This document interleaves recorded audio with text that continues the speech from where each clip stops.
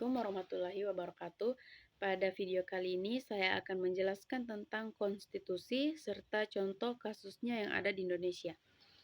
Nah, yang pertama saya akan menjelaskan tentang konstitusi. Konstitusi merupakan keseluruhan sistem ketatanegaraan suatu negara yang berisi aturan-aturan dasar dalam membentuk, mengatur, dan menjalankan negara. Konstitusi sangat penting bagi berdirinya negara merdeka dan menjadi kerangka kehidupan politik sejak awal peradaban. Negara yang konstitusional ditandai dengan partisipasi politik yang luas, kekuasaan legislatif di tangan rakyat, serta penolakan terhadap pemerintahan otoriter. Selanjutnya, tujuan utama konstitusi itu adalah membatasi kekuasaan penguasa agar tidak bertindak sewenang-wenang dan melindungi hak asasi manusia. Dengan demikian, konstitusi menjamin bahwa pemerintah berjalan secara demokratis dan tidak melanggar hak warga negara. Konstitusi berkontribusi terhadap ketahanan sistem melalui demokrasi melalui yang pertama menetapkan prinsip dasar ketatanegaraan seperti kedaulatan rakyat, pemisahan kekuasaan, dan hak asasi manusia. Yang kedua, menjamin kebebasan individu dan hak asasi manusia. Yang ketiga, membatasi kewenangan pemerintah untuk menjaga tirani dan otoritarianisme. Yang keempat, menyediakan mekanisme perubahan sesuai perkembangan masyarakat. Yang kelima, menjaga keseimbangan kekuasaan melalui sistem check and balance antara eksekutif, legislatif, dan yudikatif. Selanjutnya, contoh kasus yang saya ambil yaitu perubahan Undang-Undang Dasar Negara Republik Indonesia tahun 1945.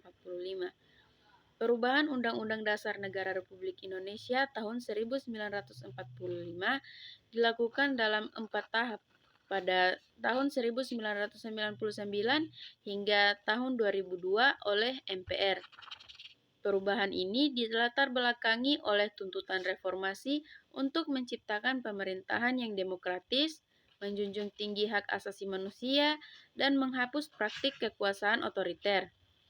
Perubahan mencakup pembatasan masa jabatan presiden, pembentukan Mahkamah Konstitusi dan Dewan Perwakilan Daerah, serta penguatan peran DPR. Setelah perubahan, sistem ketatanegaraan menjadi lebih terbuka, akuntabel, dan demokratis. Lembaga legislatif dan yudikatif mendapat peran lebih kuat dalam mengimbangi kekuasaan eksekutif. Mahkamah Konstitusi berperan sebagai pengawal konstitusi dengan kewenangan menguji undang-undang terhadap undang-undang dasar.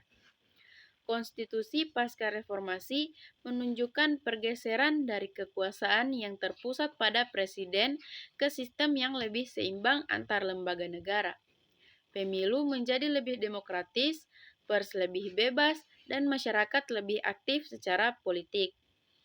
Perubahan Undang-Undang Dasar 1945 memberikan dampak positif dalam hal kebebasan berpendapat, partisipasi politik, dan perlindungan hak asasi manusia. Masyarakat dapat memilih pemimpin secara langsung dan mengkritik kebijakan pemerintah secara terbuka. Namun, tantangan tetap ada, seperti multitafsir terhadap pasal-pasal baru, lemahnya budaya konstitusi di kalangan elit politik, serta kurangnya pemahaman masyarakat, sehingga implementasi konstitusi belum sepenuhnya sesuai dengan semangat reformasi. Nah, selanjutnya, solusi untuk meningkatkan kesadaran konstitusional di kalangan masyarakat. Untuk meningkatkan kesadaran konstitusional di kalangan masyarakat, perlu dilakukan pendidikan konstitusi sejak dini melalui lembaga pendidikan formal dan informal. Lembaga-lembaga negara juga harus aktif mensosialisasikan nilai-nilai konstitusi melalui berbagai media yang mudah diakses oleh masyarakat. Di samping itu, partisipasi publik terus-menerus didorong melalui pelibatan masyarakat dalam kegiatan diskusi, pelatihan, dan forum demokrasi. Peran media massa dan digital juga sangat penting dalam menyebarkan informasi konstitusi secara menarik dan mudah dipahami.